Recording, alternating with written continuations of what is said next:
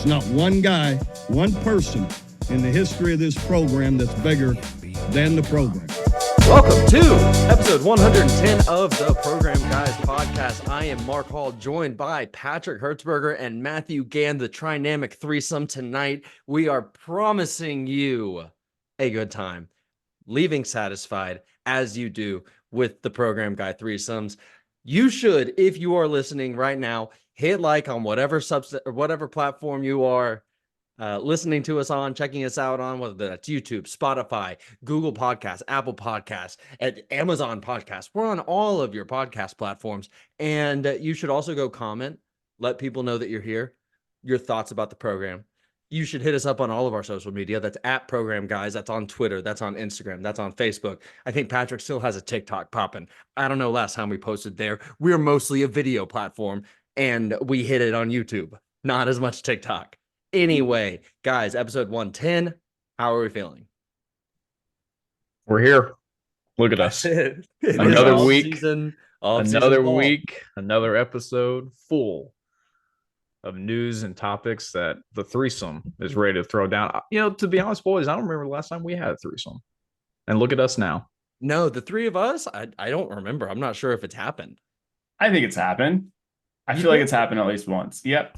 Well, this is my first experience. 1 out of 110 or 109 before this, 1% of episodes might have been a Matt, Mark, and a post game. Patrick. Yeah. Oh, maybe post game. Yeah. And post game. That's a good point. Speaking of Matt's favorite phrase, another week, another dollar. We actually just sort of did the taxes for the program, guys, and everyone made about $1 a week. That's right. Yeah, we were close. Not very much. It's really good stuff. Matt Crazy how that proving works. to be a prophet. That's right. The taxes don't lie, and the IRS is going to see it. So actually, I think we're definitely lost. If you could like and subscribe, we're serious. It's free. We're paying to keep the lights on here. Yeah. Don't make us pay. Patrick, otherwise, how are you, man? Other than this failing venture. Awesome, man. 3-day weekend. It's been good for me. Just taking care of our taxes and some other chores today, which was great. I love the almost use of the word shit there. Mason's not here. We can say it. Yeah. All right, guys, it is an off-season pod. There's not too much going on the players front. However, a little bit of off-season news hit today, February 19th. JR Sandlin, an important off-the-field guy within the OU football organization, leaves for SMU. He's going to be an assistant athletic director and general manager for SMU. That's one of those titles that we're starting to see a lot more of within college sports, particularly as it pertains to football.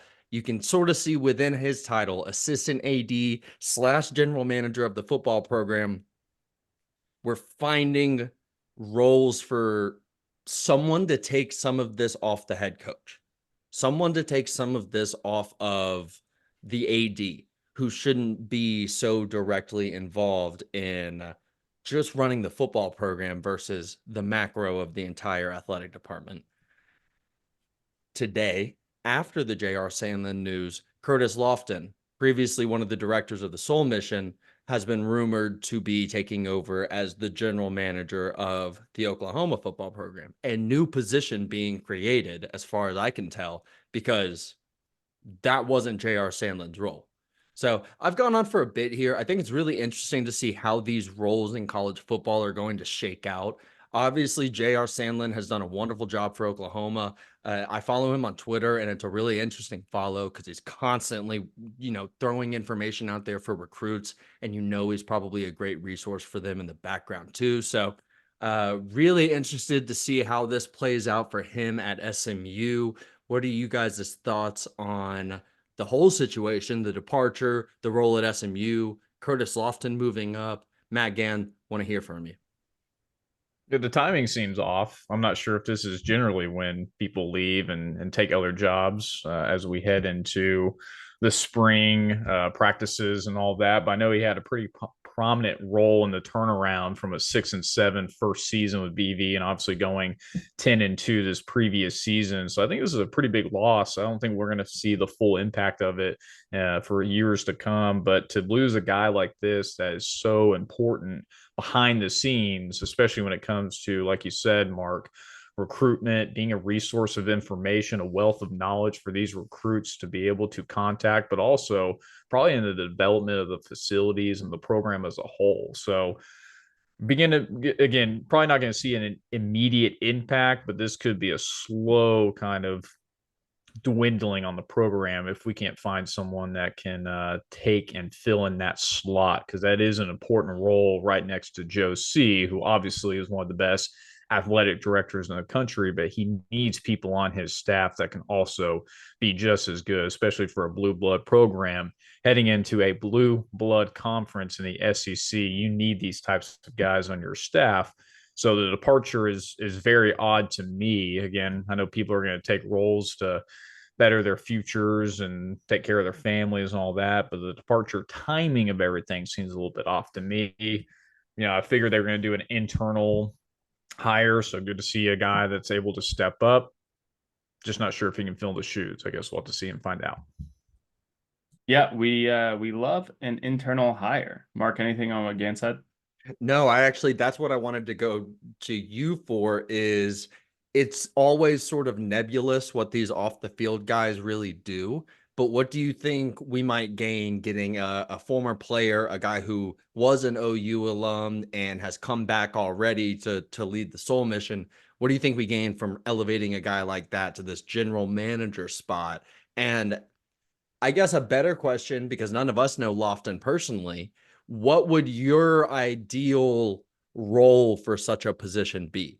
Because we don't have any of those details, right? What do you think it should do to take the load off of Joe C. and Brent V? Yeah, generally speaking, there's just so much on the head coach now with NIL and the NIL transfer portals twice a year. You really need that assistant guy who is really in charge of recruiting and taking a lot of the work off of the coaching staff, because there's so much going on all of the time and there's no way one person can do it. So that's where he really needs to step in and help. And JR Sandlin, let's be honest, we have loved how our recruiting has gone since Brent Venables has been here. I couldn't be more happy with it, more ecstatic about it. We were underdogs in so many fights in recruiting and in the portal, and we came out on top a lot. So it is a big loss for Oklahoma. I do think that those shoes will be filled though. But generally speaking about college football, you're going to see more of these GM type roles continue to pop up. And to provide a little bit more context, JR Sandlin's role with Oklahoma was the director of player personnel and recruiting. And Oklahoma has been reported to be hiring a new candidate for that job in addition to this general manager role. I want to, I don't think I'm going to find it in time. She comes from Utah, though, and has previously worked for the USC Trojans before Lincoln Riley and the Los Angeles Chargers. So it looks like they are creating a new position for Curtis Lofton and also filling this director of recruiting position. Matt, I'm going to pose the same question to you. What are some specific things you would like to see Curtis Lofton or any general manager for the Oklahoma program step in and take off the plate of the AD and the head coach? Yeah, general manager is such a odd term to use in college football, but I guess it's the perfect term, especially with the age of NIL. I actually saw a video today of the Oklahoma State basketball coach. I forgot what his name is, but I think it relates across all sports. But he was talking about how recruitment has changed now. Like, used to be really relationship oriented, which is still obviously an aspect. But if a kid gets offered X amount of money to go here and you can't offer as much, that could be life-changing money for him and his family. So when you have to consider a general manager role now for these universities, it goes a lot into, okay, what is our budget? What are we able to afford to these kids to obviously change their lives, but to get them to come to the University of Oklahoma versus other schools that might have bigger purses. So it's not just a relationship part. I think Curtis Lofton will obviously have that relation since he is a former OU Sooner football player. So should be able to relate to these recruits on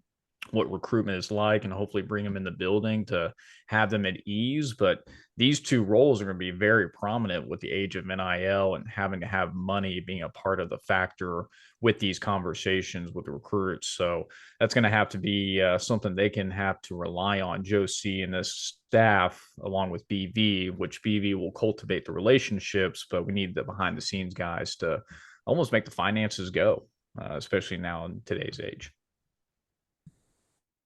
Yeah, I've got some Utah contacts. I'll get to the inside scoop on Jolie Ale, and we'll get back to you next week on it. I want to talk about this topic in general of losing some big names, both on the coaching staff and then behind the scenes, since Brent Venables has arrived, right? No more Jeff Lebby, no Ted Roof, no Cale Gundy.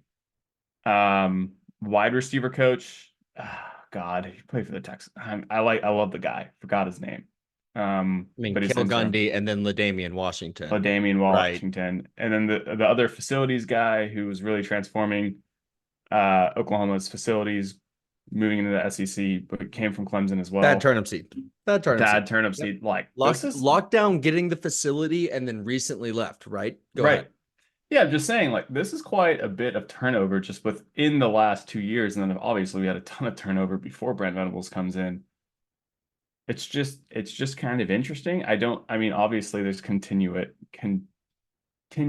can't say that word right now. Some continuity. Continuity is within the program because he continues to hire either his guys or Oklahoma guys to fill the seats for the most part, but just kind of weird. Lots of turnover.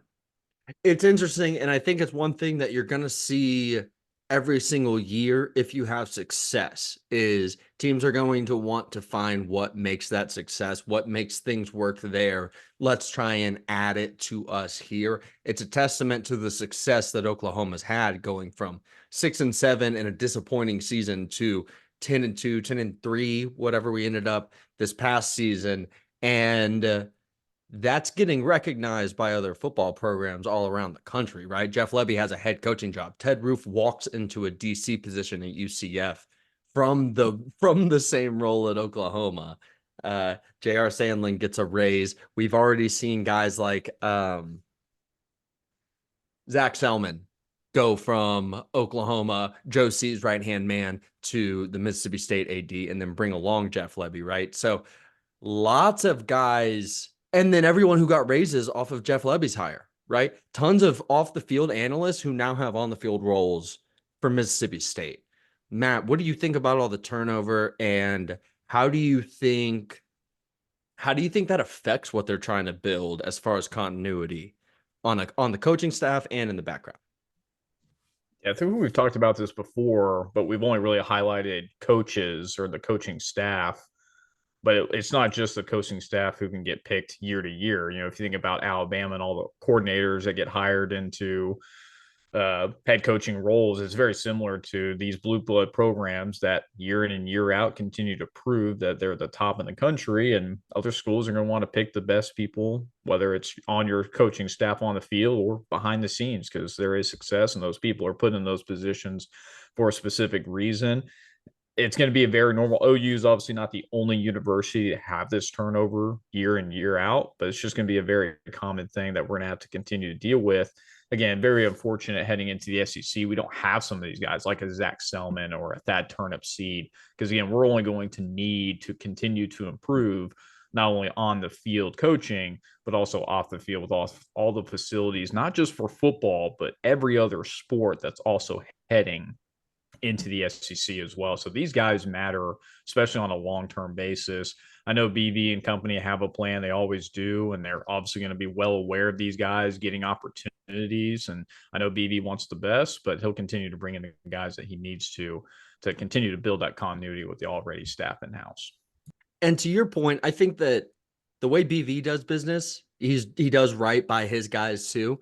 And according to OU Insider's Parker Thune, he tweeted out earlier, this had been brewing behind the scenes for a minute. I imagine JR let them know at some point, not that long ago, but long enough where Joe C could get some calls in place. He could talk to his Utah contacts, Patrick, and, bring in, what was her name again, Patrick? Jolie Ale. Jody? Yeah, we'll go with that. Jolie Ale. Okay, we'll go with that for now. If we're wrong, we're very sorry. But the moment the JR Jolie Ale. Jolie Ale. Okay, if we find out we're wrong, we're still very sorry. But you hear news of that come out and the Curtis Lofton news come out right after the JR Sandlin stuff. I feel like as long as Joe C is in place, everything is going to row his direction. I don't think there's an athletic director in the country, short of maybe Chris Del Conte because it's Texas, that is just more powerful than Joe Castiglione. As he goes, the entire athletic department goes. While he's in place, every rower is going to row in the same direction. I think that's the key thing. Any final thoughts on this before we move on to the next one, which is a little tangential to this? No. Okay, cool. Next topic. Missouri Athletic Director Desiree Reed-Francois leaves for the Arizona athletic director job today. And this morning, just before it was announced, Missouri announced an oversight board built of its board of directors or board of regents, their same thing, right? To oversee the activities of the athletic department. Then she runs away. Here's my question to you guys. Is Missouri in the mud, and how much does Caden Green regret his decision? Patrick. I don't talk about Missouri. They're just so beneath us. I mean, I don't talk about them. They tampered with Caden Green. It's even more obvious now. Okay? Like, you have an oversight board and then your AD leaves a few hours later. Come on, you got to be kidding me. You've been tampering to make your team as good as it possibly can be, but that cap has now been reached. That threshold has now been reached. You suck. You've always sucked. Wow. Done talking about you. I will not be on the podcast the week we play Missouri or the post game. I'm just not going to be there. That's crazy. Yeah. Patrick scheduled a vacation that week. He knew we wanted to pod. He scheduled a vacay. That's crazy. I just don't talk about Missouri. I could halfway see the bucket hat forming on your head mid take there. Matt, your thoughts. Is Mizzou in the dirt? Should we start burying them? The timing is definitely very odd. It kind of reminds me of like Michigan, Jim Harbaugh leaving Michigan before the court decision comes down. He's going to get the punishment of whatever that's going to end up being. So it sounds like maybe something sort of similar with the timing of the Missouri AD leaving to maybe not face future punishments. Again, this is probably Missouri is just one isolated example, but they're not the only university that is tampering with NIL because there's no oversight currently for NIL regulations, right? And recruitment of players and some of those things. There's going to continue to be until there's some kind of oversight for all the universities to abide by, but it's so black and gray right now. There are so many gray areas that it's hard to determine what these athletic directors, often off the field, coaching staff can do with NIL and everything else that goes with it. So again, the timing of it is very convenient, sounds like, for the AD. Sounds like they got some stuff in place to prevent that moving forward. And I'm sure other universities will probably follow suit. And this is all coming from a tweet from a guy named Justin Spears. He's an Arizona football beat writer for the Tucson Star. So let me attribute all of that. Apparently, Desiree Reed-Francois led a 200% football sales and football season ticket sales increase and 70% premium revenue. I don't know what that is, but I bet it's suckers paying more than they need to, right? While at Missouri. So they're losing a key piece of what has built up this current Missouri infrastructure, I would think. And just to give my note, yes, they are in fact in the dirt. So thank God we have Joe Castiglione. We don't have that kind of a problem. to be worrying about.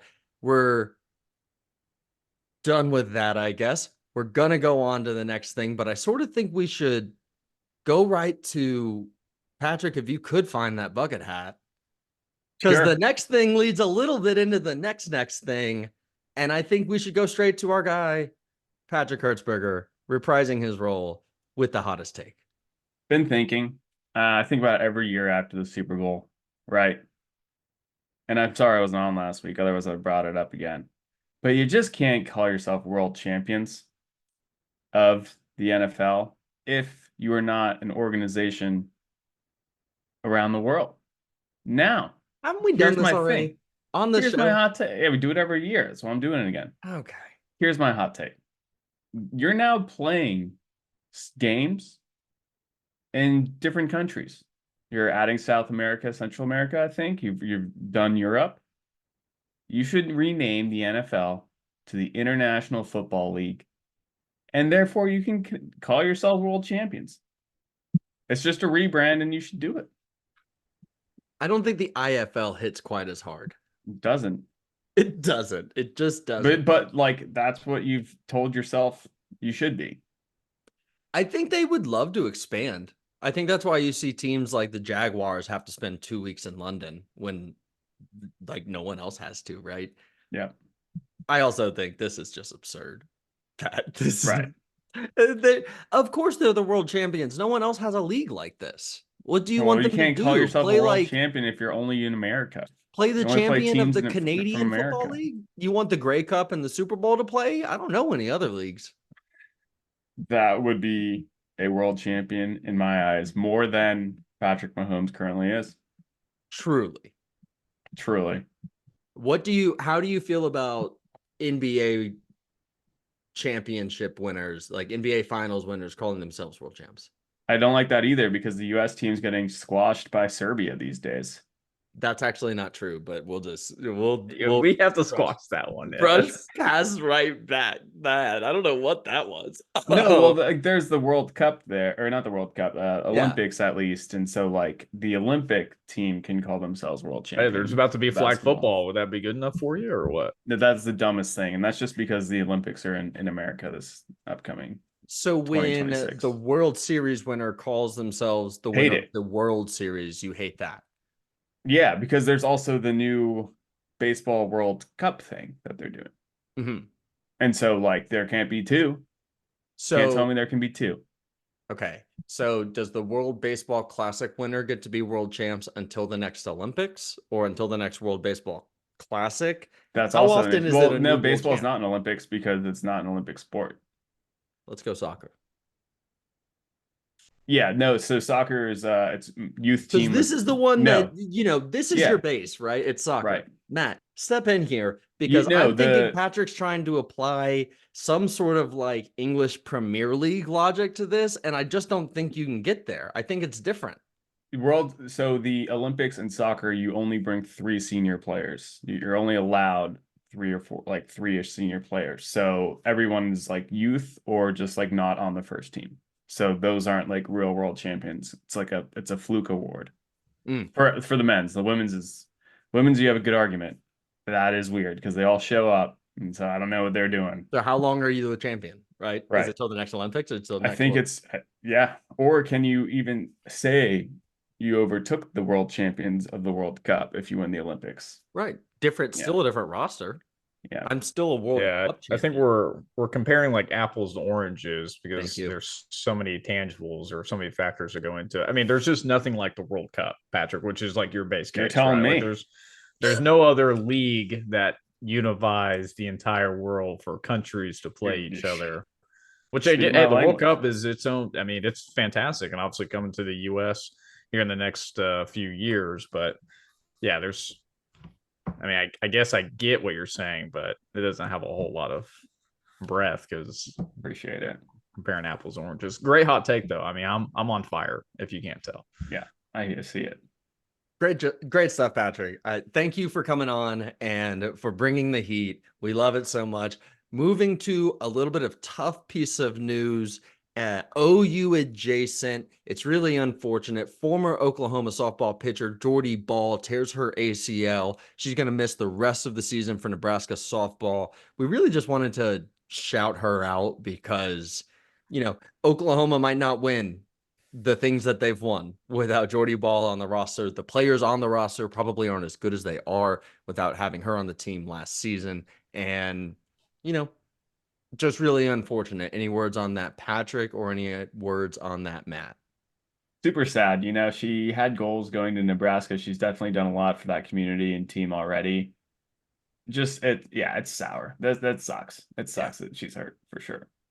Yeah, that was her whole thing, was going back home to play for her homegrown team. And obviously she's already done a lot, like Patrick said, for the community, but she wanted to also prove it on the field. And now she's not going to get an opportunity to do that until next year. And again, nothing like intentional. She was just pitching. And then as she stepped wrong on the dirt. I'm not sure if it was the mound itself that was something wrong with it. I didn't get to read the full or see the full video, but very unfortunate for her because she is a star player in softball and has been for the last few years. So it really just brings out the quality of the sport itself, not having a star like her. Every non-contact injury in every sport is so hard to watch because it's your body not being able to handle however you landed or whatever that is. And on that most somber of notes, we are going to hook up the engine. We're going to get it rolling. Yeah. And we're going to circle these WaGanns. Matt Gann, been too long, 6 days or so. Need to hear from you. Go ahead. There's a lot going on. A lot of the sports are running forward. And we'll start with softball since we just talked a little bit about it. Softball's currently starting 9-0, starting to another hot start after their opening weekend in Mexico. They entered the Cowgirl Challenge where they took on UCA, Central Arkansas twice, beat them 9-0, 8-0.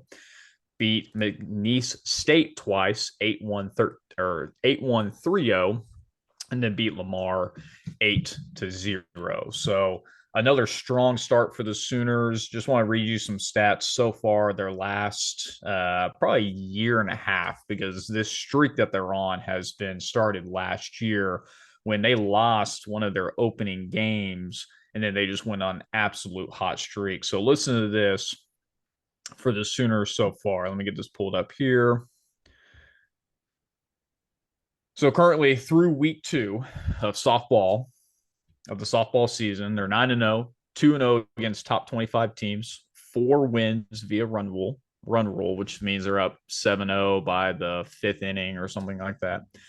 67 runs scored, only 7 allowed, 14 home runs, 6 shutouts, only 2 errors, 56 strikeouts through 56 innings, and they are on a current record of 62 games won in a row. Continues to be an active streak. Pretty incredible what these girls continue to do, especially with the new roster for this year. Again, they do have a lot of former players still on, but losing a Jordy Ball, losing some of their rotation that Alex Straka. is just different. All these girls. So, and when they, in the wake of losing Jordy Ball, it's really been a pitching by committee. A lot of girls, especially the transfer from Oklahoma State, really showing why she is one of the best pitchers. Kelly Maxwell absolutely was dealing this weekend. She has that it factor, very similar to Jordy Ball. When she steps in that circle, watch out, because it's very hard to hit on this girl. She's having some incredible pitching outings in the last few weeks, but also the other girls are stepping up as well. Nicole May and some of these other girls that have transferred in. So it has been more pitching by committee. But that's why you have the best pitching coach on staff. You have the best hitting coach. They just continue year in and year out, no matter who is on this roster. People contribute in a multitude of ways. It's incredible to see this team. Again, winning 60 games in any sport is tough, and they just continue to do it year in and year out. They will play Mississippi State, Wisconsin, San Diego State, Seattle, and Loyola Marymount this upcoming weekend. So a lot of girls in a short amount of time as they hit Friday through Sunday of this upcoming third weekend of the softball season. Matt, one thing real fast, I just want to interject there, man. Absolutely. Like you said, you lose Jordy Ball, we lose Alex Sirocco, and we go 5-0 over the games you mentioned, give up 1 run the entire time. The pitching Crazy. staff is still strong, and they're only going to get better. Health built in there, right? Right. But just a testament to the job that Patty Gasso does. There are some quotes out of Kelly Maxwell about the preparation that they put into facing offenses, and it's unlike what she's done before. That's Patty Gasso, man. Just wanted to get that in there. Yeah, can't wait to see. I don't know if they've announced the game or the week that they're going to unveil her statue, but that's going to be quite an honor. Should have happened long ago, but much deserved when that comes up. Moving on to the opposite of softball, OU men's baseball had their opening weekend in Globe Life Field in Arlington, Texas. They went 2-1 from that opening weekend, lost their first game against a really good Oregon team. But it was a very first game of the season. A lot of miscues, wild pitches, some unwarranted errors that really led to Oregon defeating Oklahoma by 2 runs. But then they bounced back in a big way, beating number 5 Tennessee. Sorry, Pat, your Volunteers, but beat them in 5-1 in 10 innings. So that went pretty late as well. And then beat Nebraska. They came back. They were actually down a couple runs, came back in the last couple of innings, and then hit a walk-off RBI to win. So Skip Johnson getting some much-needed rebound after that really bad loss to Oregon to open up the season. So good to see them rebound like that. They will compete against Dallas Baptist and then have a 4-game series against Wright State. I'm not sure how these schedules work for baseball and softball, why they play so many of these teams twice or 4 times. They just play so many games. I don't know how they do it, but good for Skip Johnson. Good opening weekend for them. Switching over to basketball, men's basketball, 18-8, 6-7 in conference play, just continue to struggle against better teams in their conference. Back-to-back losses to Baylor, 79-62, where they looked atrocious, and then playing a top 10 Kansas team who was, I believe, without 2 of their starters or 2 of their really good players.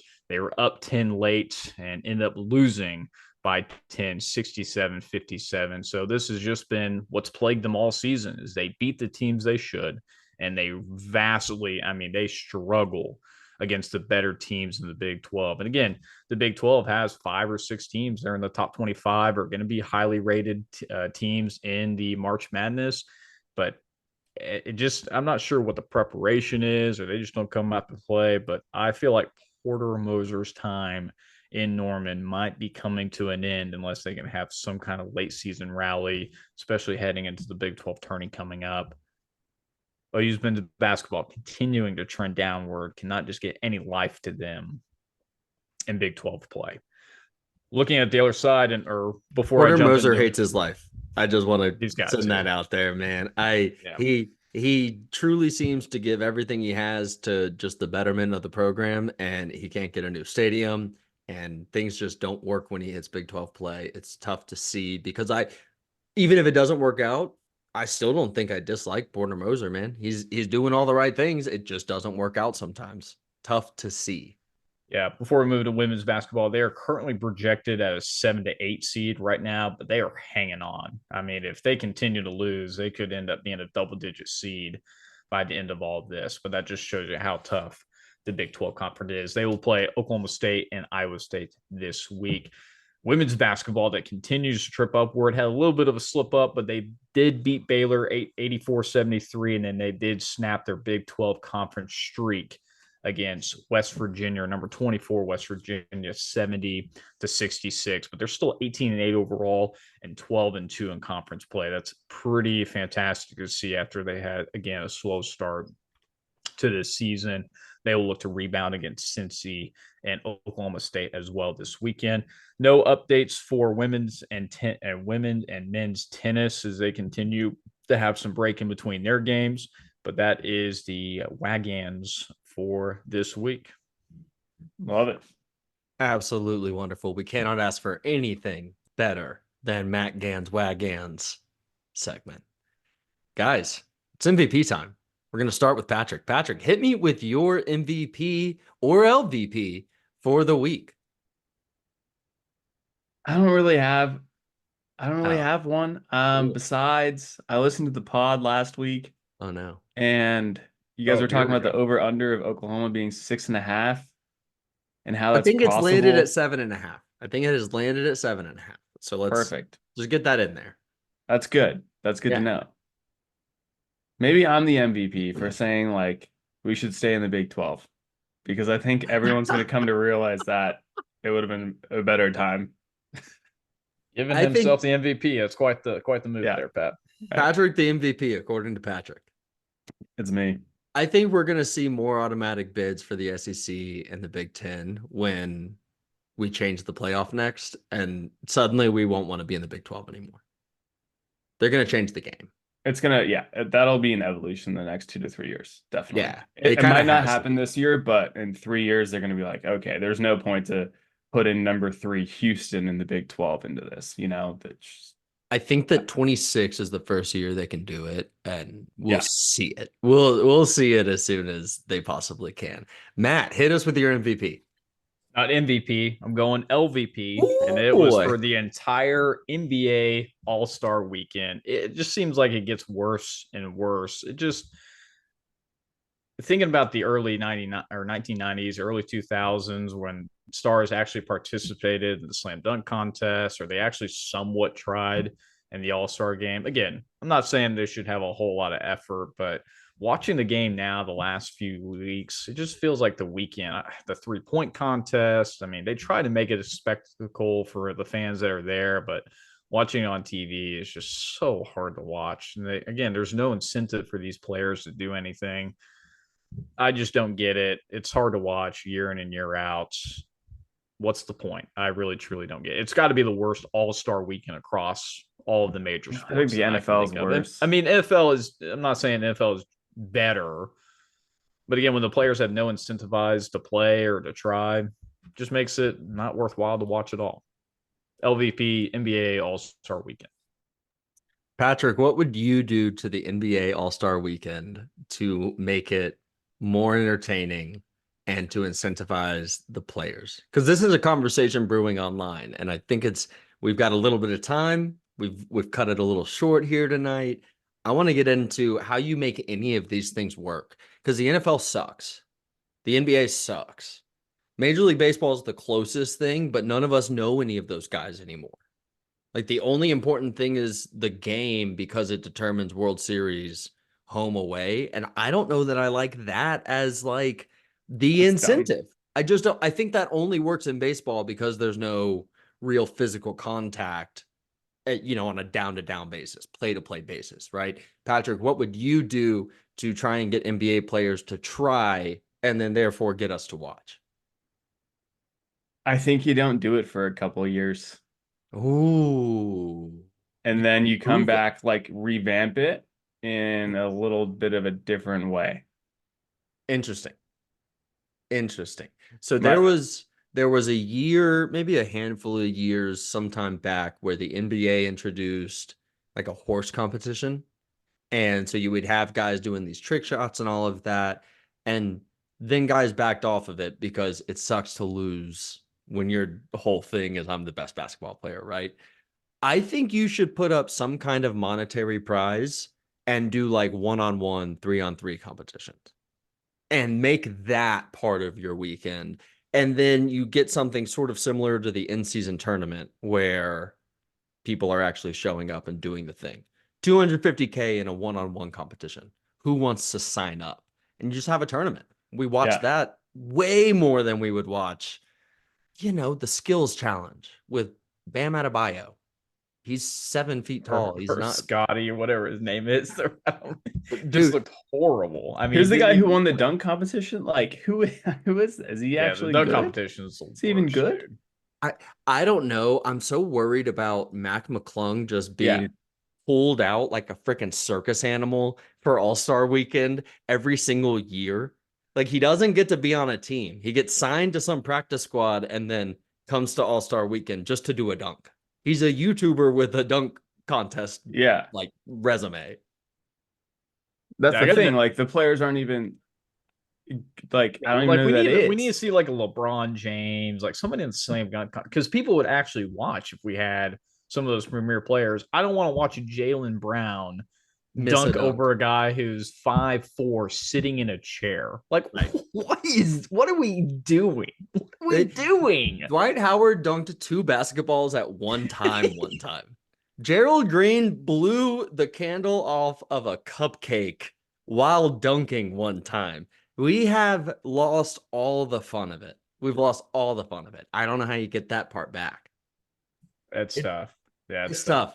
It's tough. I'm going to go with my MVP now. It's also going to serve as a little bit of a news break, a little bit of a ball drop.